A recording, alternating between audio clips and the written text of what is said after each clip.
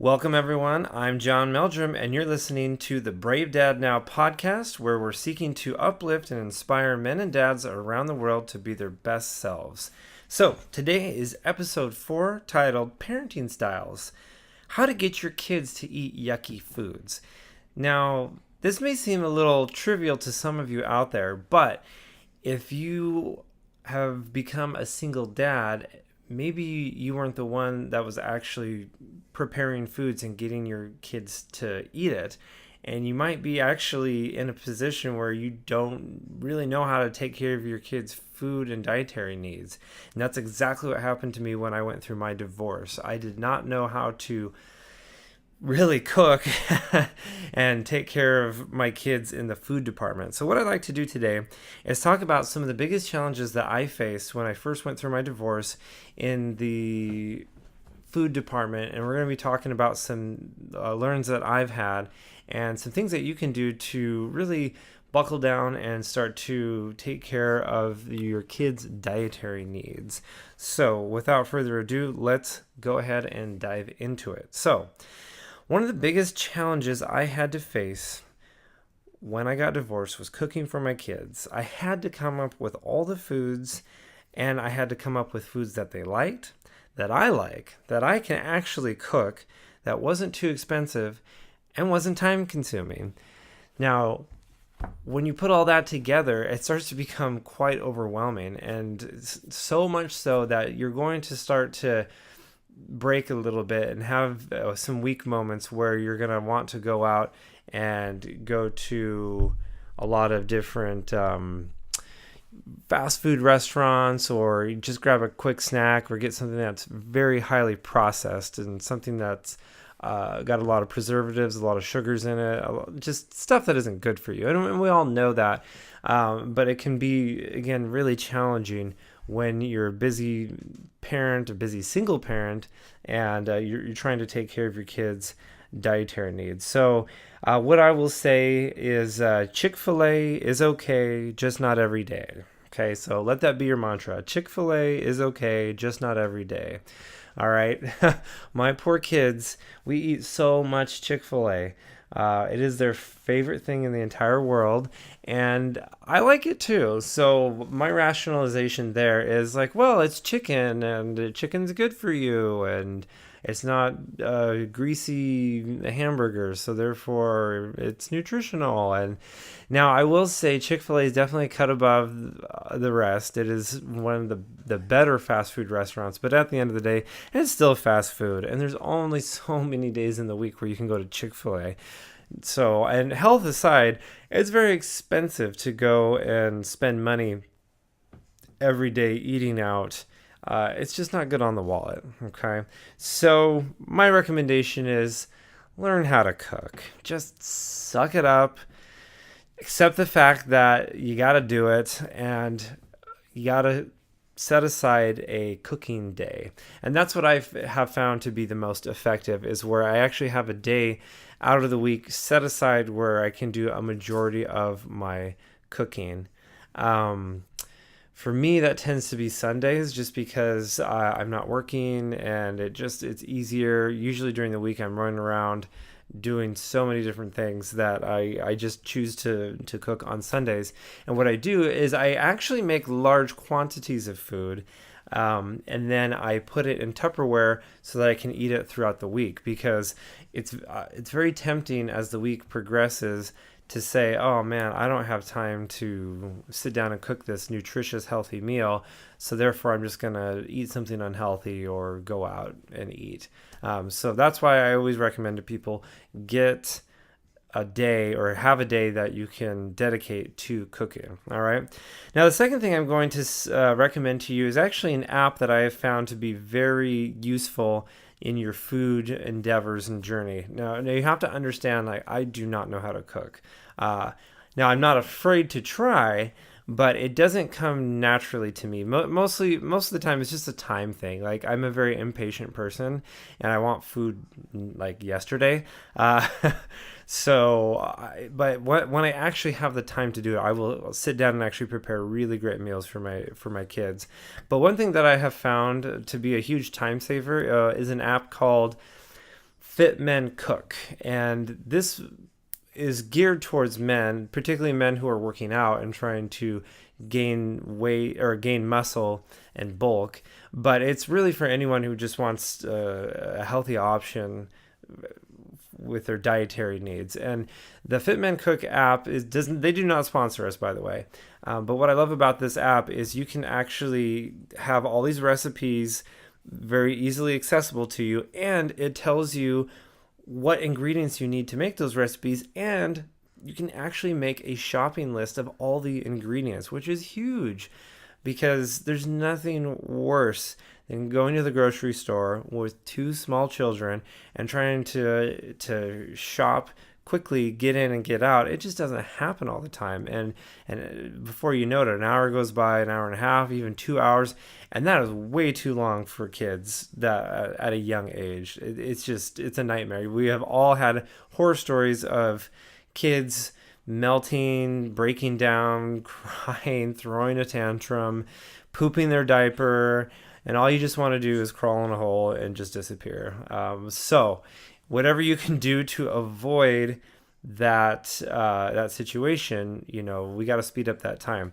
One thing I mentioned this in my other podcast, but one thing that I'm trying out is something called Farm Fresh, where they take farmers from the local area. All the food is grown organically, and they actually deliver it right to your door. And that's very millennial of me, I guess you could say. With services like DoorDash out there, where just an Amazon Prime, where everything is just shipped to your door very quickly and conveniently. And I definitely fall into that stereotype, but I'm going to try it out, because truly though, I go into the store and trying to buy fruits and vegetables, it's just not my strength. It's not my, I would rather go to the gym and lift heavy stuff and tear my muscles to pieces and feel pain than feel the pain of going to the grocery store with kids. That to me is worse. So anyway, with that, let's go ahead and transition now into the next portion of the podcast, where we talk a little bit more about the tactics of getting your kids to eat yucky foods. Okay, so now that you have the food, now that you've committed to cooking and you're starting to make healthy meals regularly for your kids because you love them and you care about yourself too. You want to be healthy yourself. Now we have to take all that yummy, delicious, nutritious food and essentially trick our kids into eating it, because if they had it their way, they would eat dino nuggets for the rest of their life, and we all know that can't work. So we're going to start from the most what do I want to call this? We're going to start with the most socially acceptable way of getting your kid to eat their food, and then we're going to go to the worst or the most aggressive ways to get your kids to eat their food. So, and there may be stories with these, so we'll dive into it. Okay, so how to get your kids to eat yucky foods. Number one is encouraging them. You're doing a good job eating your food, and if you eat your food, you'll be big and strong just like your daddy. Wow, okay, that sounds great.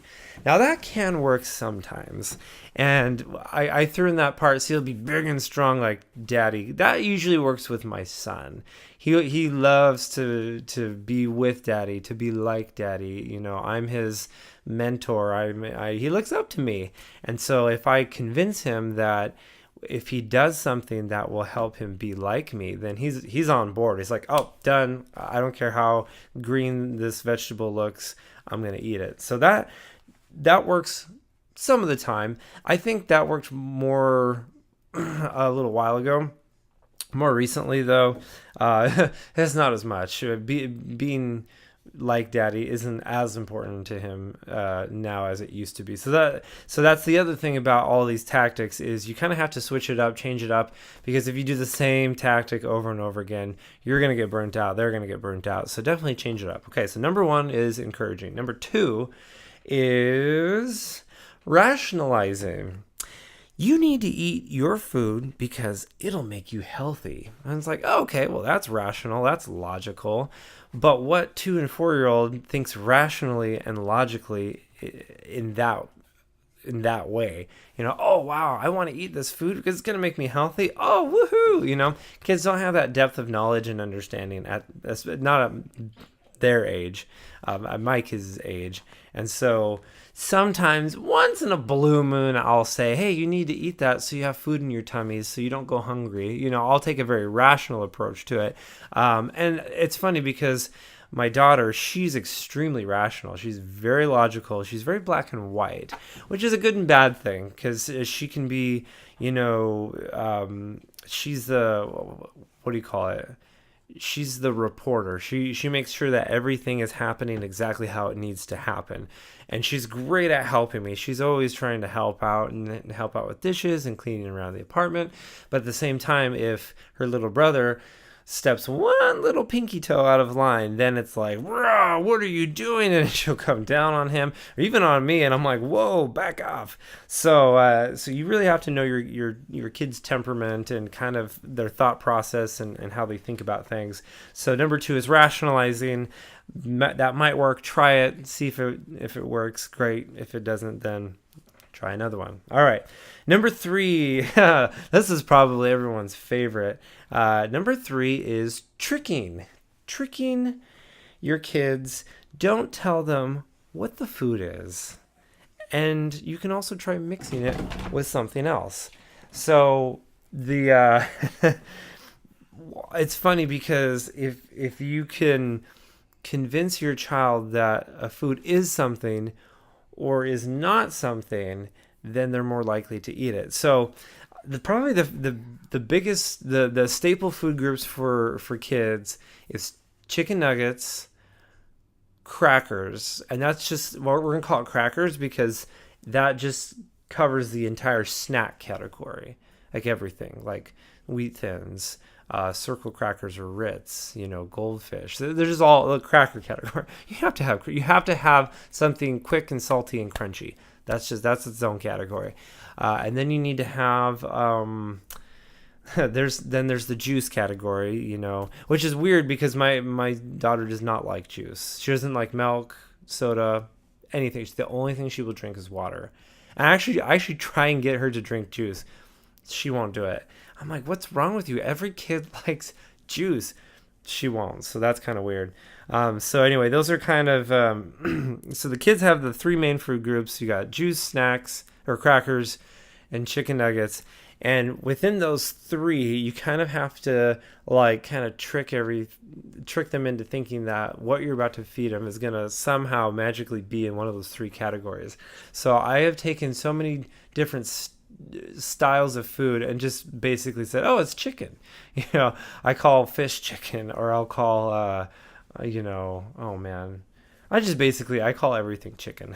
And once I say, oh, it's chicken, I'm like, oh, okay, cool. So link the more exotic, more extreme foods to things that they already know and love. Oh, here's another one, noodles. Yeah, like that's another one. Everything's noodles. Noodles or pasta. If you just say, oh, it's noodles, it's pasta, just everything's noodles and pasta, then they're more likely going to eat that. So anyway, there's that. So number 3 was tricking them. Oh, and then the mixing bit. Some kids are really hypersensitive. Some do not like their food touching other food. And so you can go to the store and get these special plates that have the dividers on them so that you can cater to the needs of your OCD child. You can do that. Or if they refuse to eat something, or maybe there's like medication they have to take or whatever, you can try mixing in foods into other foods to try and disguise it or cover it up. And I've done that many times. I think it works better when they're younger, and as they get older, they kind of wise up to your tricks. So tricking them is a little bit more for younger children. Okay, the next one. Number 4, bargaining. Okay, so we've all done this. Bargaining with your kids. Okay, eat 3 more bites and then you can go play. And I actually use that one quite a bit because the reality is your expectation is for your kids' eating habits is going to be different from what they want. Now, what they want to do is they just want to go out and play all day, never eat anything until they are starving to death, and then when they do finally eat, it's chicken nuggets. Well, that is, again, a terrible diet. So you have to kind of strike a balance. You have to compromise a little bit. And so sometimes I'll give them food and they'll give me that look. And you know the look I'm talking about, where they look you in the eye and they're just like, what are you thinking, old man? It's like, you are giving me practically poison. It's kind of like that movie Inside Out, when the parents try to give Riley the broccoli and Disgust was like, yep, it's poison. So that's that. So in this case, you kind of have to bargain a little bit, and you have to say, oh, okay, well, you only need to eat 3 bites and then you can go. Okay, so try the bargaining tactic. The next one is also one that I use. It is called bribing. Okay, so bribing, if you eat your food, you'll get a treat. And so it's always good to have a nice little stash of treats, of cookies, of snacks, like snacks that they really, really want, chocolatey stuff, ice cream, stuff that is undeniable, irresistible, that they always want, always love. And that's what we as parents call leverage. And you can use that leverage to your advantage. Now, you don't let the power get to your head too much. You can't control your kids with ice cream their entire life. I mean, you got to use your power wisely and sparingly. So I always tell my kids, hey, if you eat your food, you'll get some candy or you'll get some ice cream. And then they usually jump on board with that, and then they'll start eating. So that was number 1, 2, 3, 4. That was 5, bribing. Okay. Number 6. Now, this is kind of where it escalates to a little more emotional tactic. So number 6 is going to be threatening. If you don't eat your food, then you're in trouble, or you get a timeout, or you're going to go to your room. Okay. That's threatening. That's like you were kind of going to a very negative emotional place at that point. And then you're just kind of reacting to your kids, and you're starting to lose control of the situation a little bit at that point. Now, some kids, are beyond rationalization, bribing, bargaining, just coherent conversation in general. There may be some shrieking and some yelling and some tears and some hands being thrown up, or they're on the ground wailing. At that point you might need to actually consider the threatening technique, where you just say, you will eat this or feel my wrath. And I've done that before.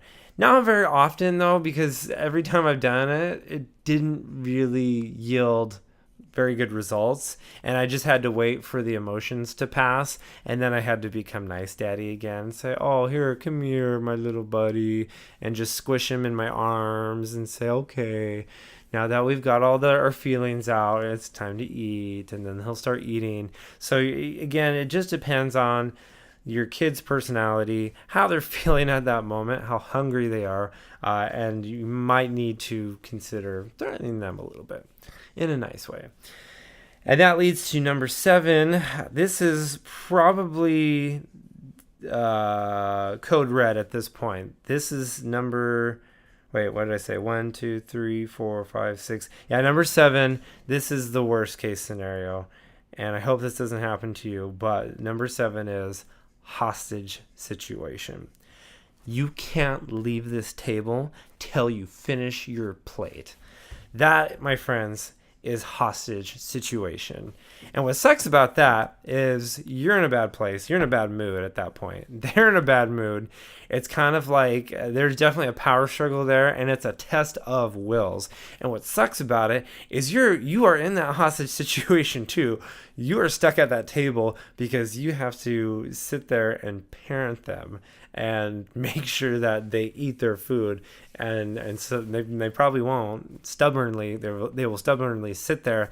And so now it's just this ultimate battle of wills and who will win at that point. And, emotions are running high, and maybe some things will be said that you might regret.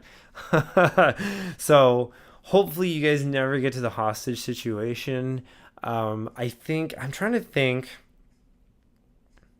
if I've ever had to do that.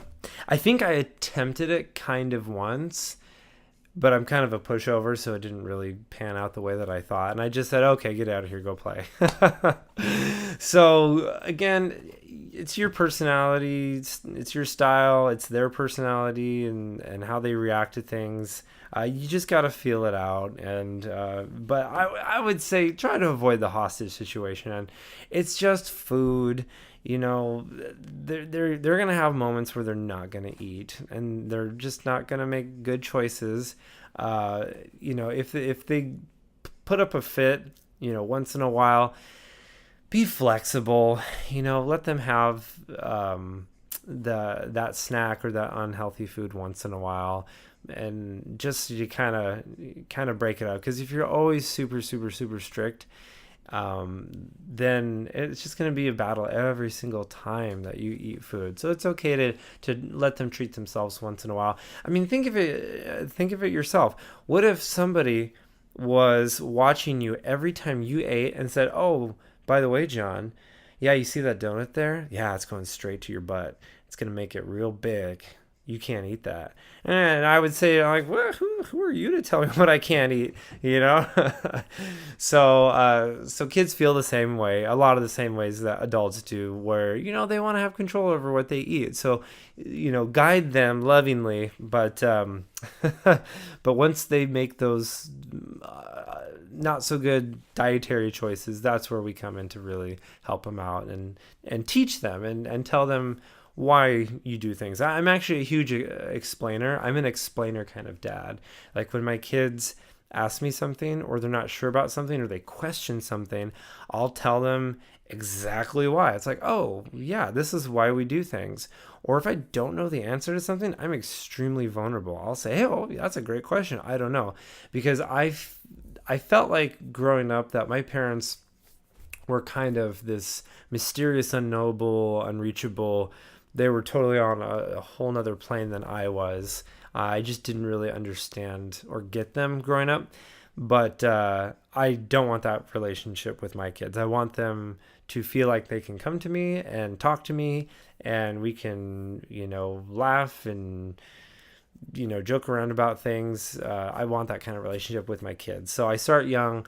When my kids ask me something, I don't just say, oh, well, you're a kid, don't worry about it, you don't need to know. I'm like, oh no, I'll tell them, I'll explain it. And even if it goes over their head, they at least know that they can come to me, and that they trust me, that I will respect them and love them and care about them enough to explain life's great mysteries at an age appropriate level, just so you know. Okay. And I'm going to throw one last one in there.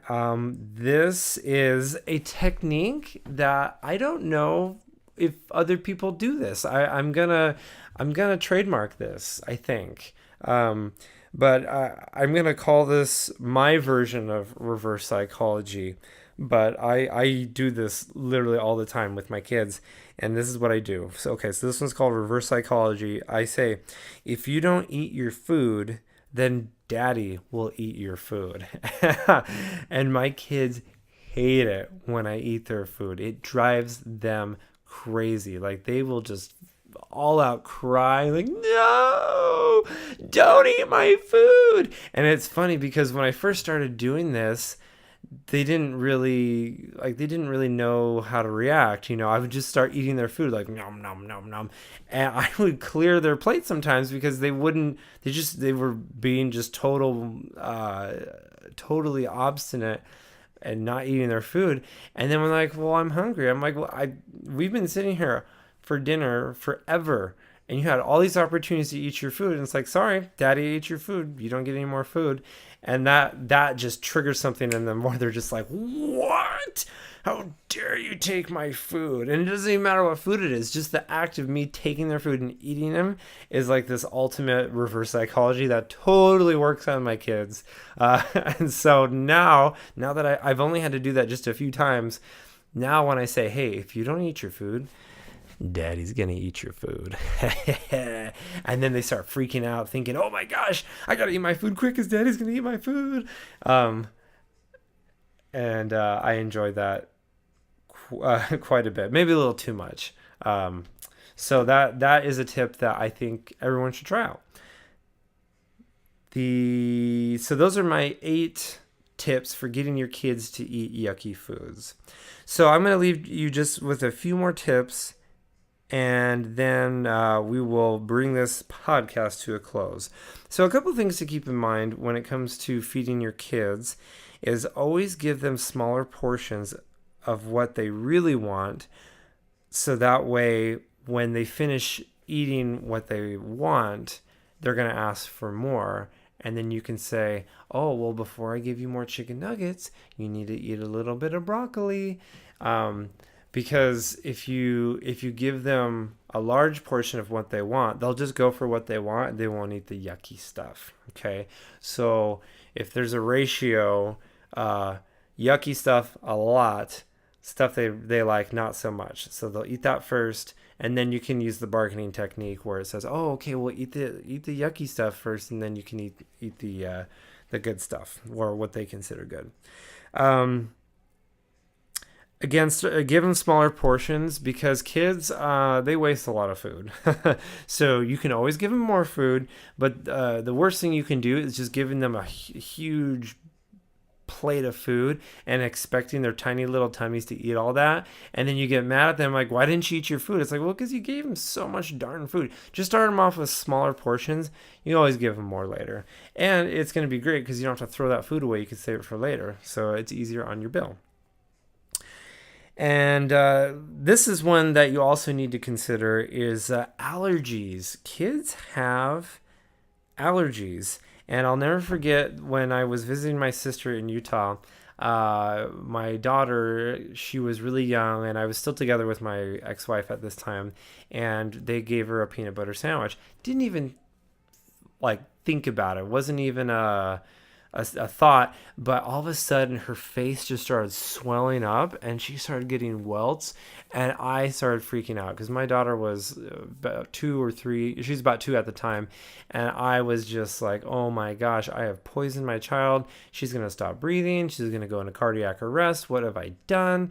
And I realized that my daughter, like many kids out there, have a peanut allergy, which doctors still aren't 100% sure on why it's affected so many kids nowadays. There was a documentary on Netflix about it. So peanut allergy has become very severe. I personally am lactose intolerant. So is my daughter. So my poor sweet daughter, she's allergic to peanuts. She's lactose intolerant. So she'll never have fun again in her life, apparently. So learning your kids' allergies is just trial and error. What you can do is if there's any food or substance out there that you're worried about your kids being allergic to, you can always rub a little on their arm or leg and see how their skin reacts to it. When my daughter was really little, it was really upsetting because she had eczema so bad, she would literally scratch her arms and hands and face till she bled. And it broke my heart. I mean, I had to put socks on her hands and then wrap them just so she wouldn't scratch herself to death. And we clipped her fingernails. We did everything we could. And we had to go online and do research and find all these dermatologist recommended creams out there. Luckily, as she got older, she grew out of her eczema pretty much for the most part, except for on the tops of her feet. It still get a little dried out, but some hydrocortisone cream usually fixes that right up after 1 or 2 applications. So just be aware of your kids' allergies. Some other ones to watch out for is detergents on clothes. We actually had to make our own detergents because when we would wash the kids' clothes and they would put it on, they get all itchy, and so the chemicals in detergents they were allergic to them. So we had to make soap by hand, which was fun, and detergent by hand. So again, watch out for your kids' allergies. So that's it. I'm curious, are there any tricks that you guys use to get your kids to eat yucky foods? Are there any tips that you would like to share with us? If so, make sure to email me, comment, go to Instagram, Twitter, Facebook, YouTube, and leave a comment, a subscribe, a follow. Share your thoughts with me. And then the last thing I want to share with you guys is we are doing a pledge. It's called the Brave Dad Now Pledge. And what I'd like to do is I'd like to actually come up with this long, very inspirational pledge or oath that we can subscribe to as Brave Dads Now.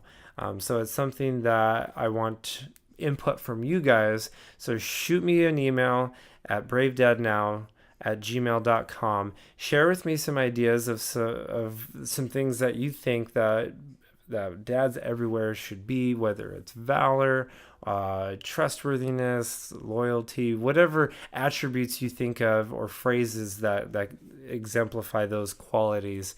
Let me know, and we'll put together this amazing pledge, and everybody who contributes to this will be featured on my website. So again, my name is John Meldrum, and you're listening to the Brave Dad Now podcast, where we're seeking to inspire and uplift men and dads around the world to be their best selves. Thanks for listening.